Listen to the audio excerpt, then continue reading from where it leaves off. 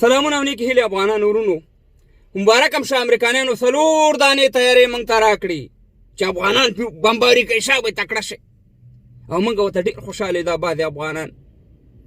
زه اول تون حالت په امریکا ویم، تون حالت یې په دې 4 تیارو ویم، تشې مې تیلې پې کوم، لاړې پې تو کوم په دې 4 تیارو چې دا یې ماته راکوي د افغان وژلو دپاره.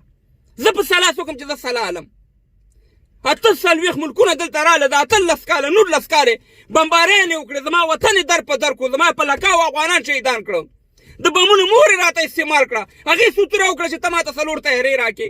ما ته امن په کار دی افغانانو، د امن دپاره د خدای له وګورئ د امن دپاره کار وکړئ.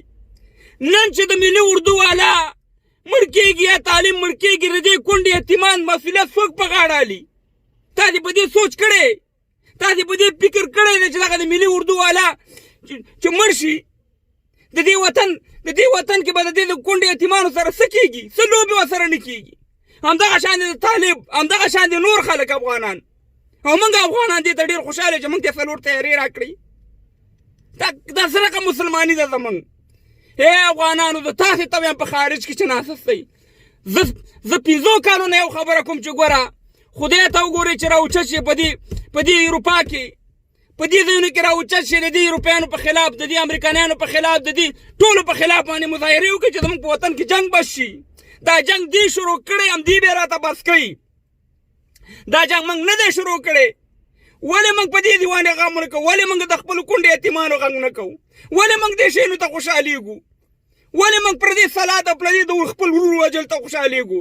ای طالب ورور، د تا نه پوښتنه کوم، ته چې دا ملي اردو والا وژنې، د دې د کونډې یتیمانو به څوک غم کوي؟ د دې د مور د پلار به څوک غم کوي؟ د دې هغه بېوسه ورونو به څوک غم کوي؟ یا د ملي اردو والا د تاوان هم دا غږ کوم چې دا طالب وژنې، د دې د کونډې به څه کېږي؟ دا به خیر غواړي. ولې موږ تباه او برباد یو؟ خدای ته وګورئ افغانانو، فکر وکړئ، د سولې لپاره کار وکړئ. قسم په خدای نه چې بدبختي را روانه ده، قسم په خدای نه چې خانه جنګي را روانه، تباه کېږو، ټول وژل کېږو. پردی سلا ته مه خوشحالېږئ، موږ امن غواړو، سوله غواړو. دنیا له پوسټرې چاپ کوي، دنیا ته ویوه چې موږ سوله غواړو. موږ نالت ستا په دې 4 تیارې شي چې ما ته راکړې.